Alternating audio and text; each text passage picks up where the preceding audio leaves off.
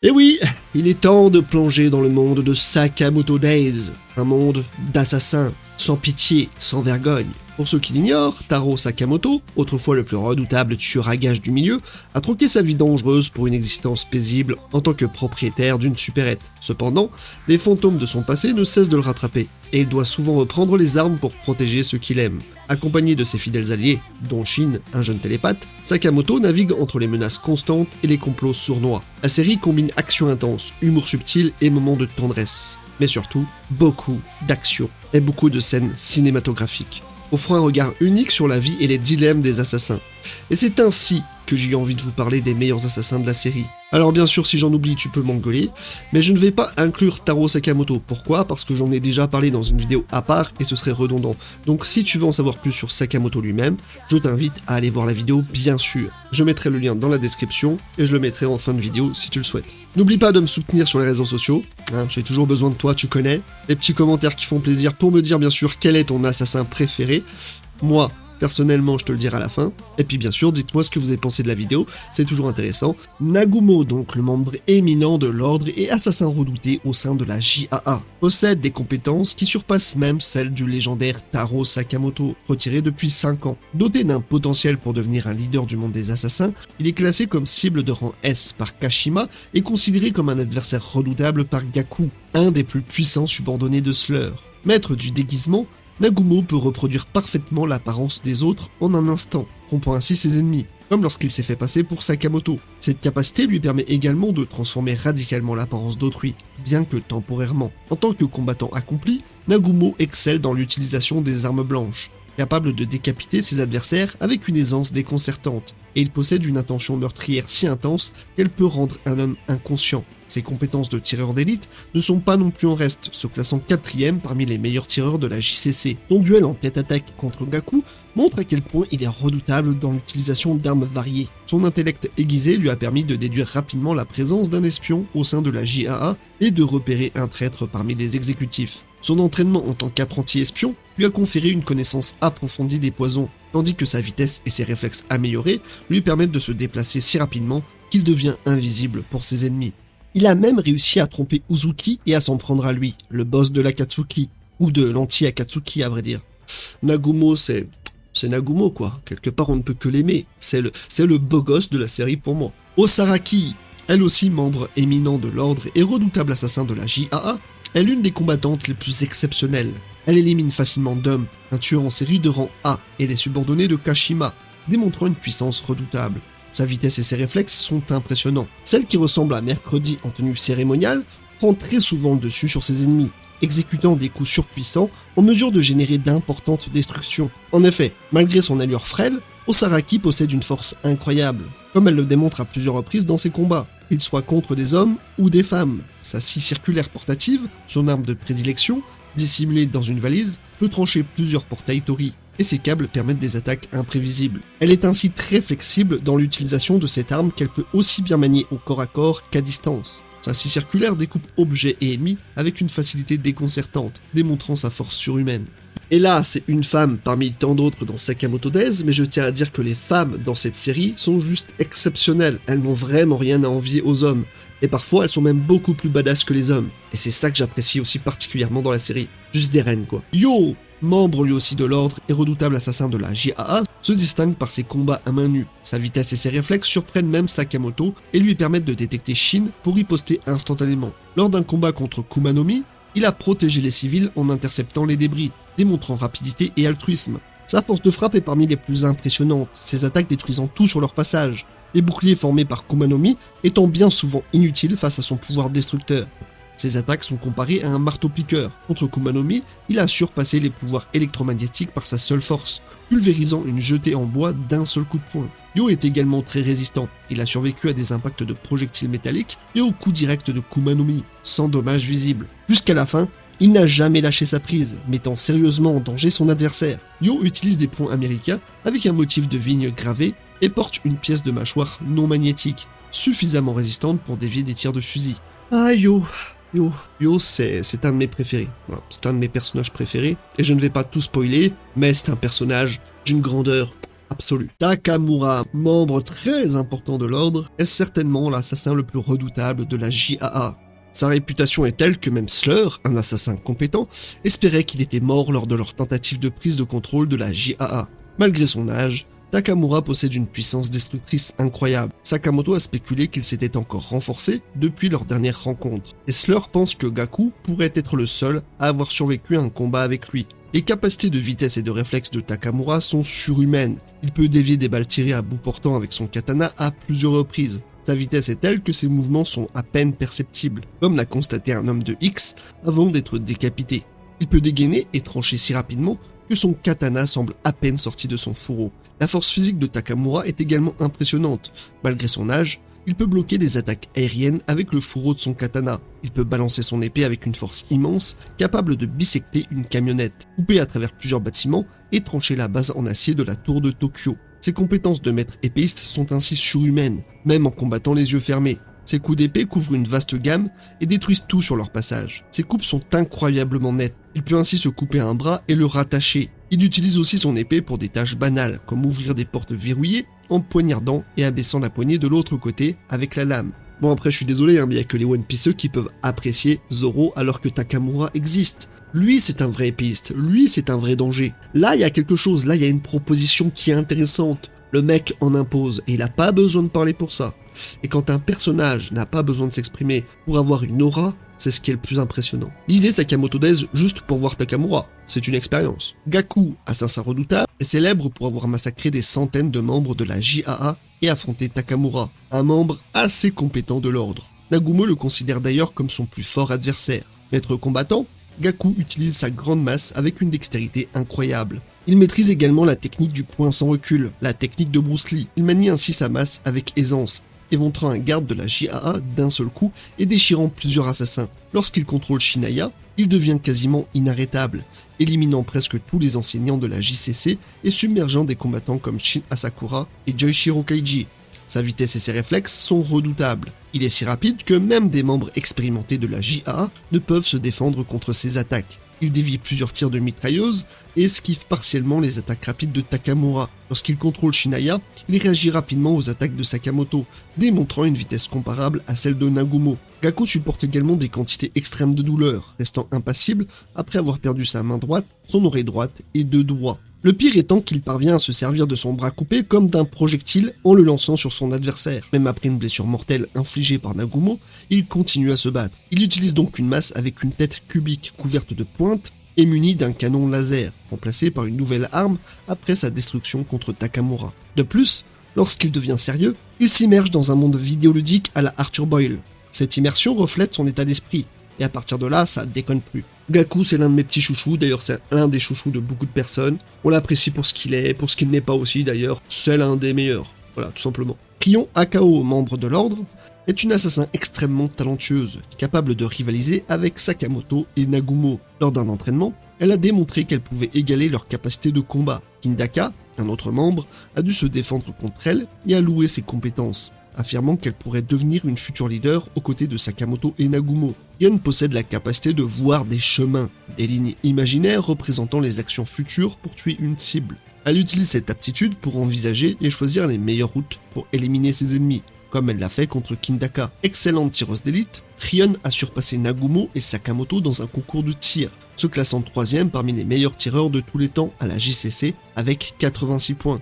Sa résistance physique est impressionnante. Elle a combattu Sakamoto et Nagumo pendant 9 heures et a résisté au poison de Kobayashi. Rion est ainsi extrêmement rapide, souvent plus rapide que ses collègues. Elle maîtrise également les véhicules, utilisant une moto comme arme. Encore une autre femme exceptionnelle, mais il y en a tellement. Mais il existe la version 2.0 de Rion avec sa nièce, Akira, qui est capable de neutraliser facilement les candidats lors du test d'entrée de la JCC. Ses réflexes immédiats lui permettent de bloquer les attaques décisives, comme lorsqu'elle a sauvé Kanaguri de Sakamoto en le menaçant de le conduire à Slur. Akira a également réagi rapidement à une attaque multiple de Shin, Seba et Amane grâce à sa vision spéciale, car oui, elle aussi dispose de la capacité à voir des chemins, une technique apprise de sa tante. Tout comme elle lui permet de voir des lignes imaginaires représentant les actions futures possibles pour tuer une cible. Elle peut envisager et sélectionner plusieurs routes simultanément, comme lorsqu'elle a affronté sa professeure Satoda. Néanmoins, lors de combats contre des adversaires très puissants, elle imagine un gouffre infranchissable, ce qui peut provoquer de l'anxiété. Akira possède ainsi une vitesse exceptionnelle, capable de surprendre et d'attaquer rapidement. Sa rapidité se manifeste également dans ses compétences en couture. En chute libre, elle a cousu un parachute à partir des vêtements de Sakamoto, Shin, Mafuyu et Kill Baby, sauvant ainsi tout le groupe. Kamiyate, membre éminent de l'ordre, est le sniper le plus redoutable de la JAA et du Japon. Reconnu comme le meilleur sniper de l'histoire par Sakamoto, Kamiyate détient le record mondial de tir longue distance et figure parmi les 100 assassins les plus influents au monde. Depuis 9 ans, avec une portée de tir effective de 8 km, ses tirs sont précis au millimètre près, tenant compte de toutes les conditions atmosphériques. Sa rapidité et son agilité sont tout aussi impressionnantes. Il peut sauter de toit en toit et tirer avec précision en plein vol.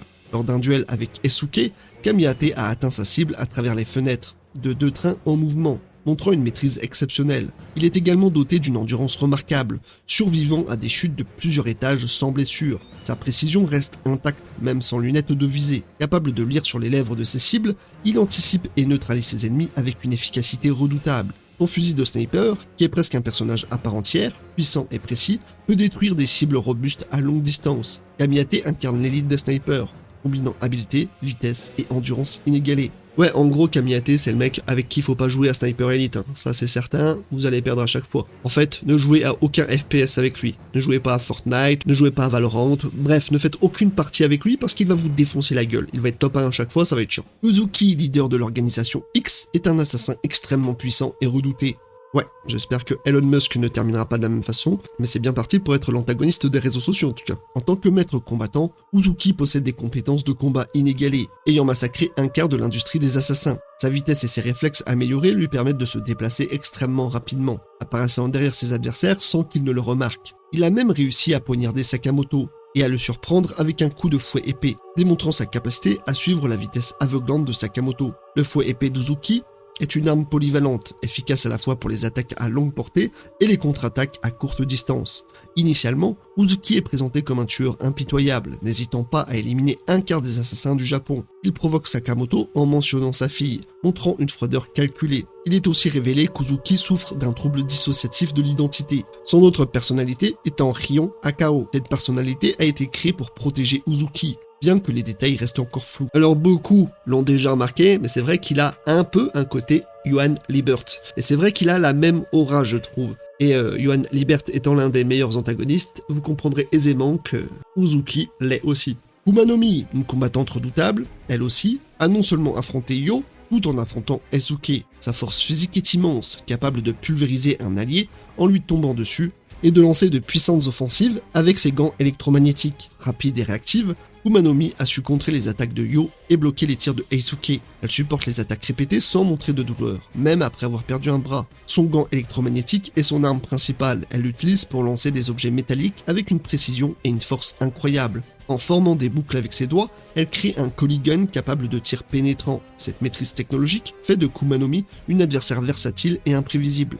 Non, je vais pas le dire à chaque fois, mais les femmes dans Sakamoto Days, c'est vraiment trop quoi. Juste je l'aime, voilà. Marry me. Haruma est un combattant unique, utilisant des techniques inspirées de sports de balle comme le volleyball, le bowling, le handball, etc.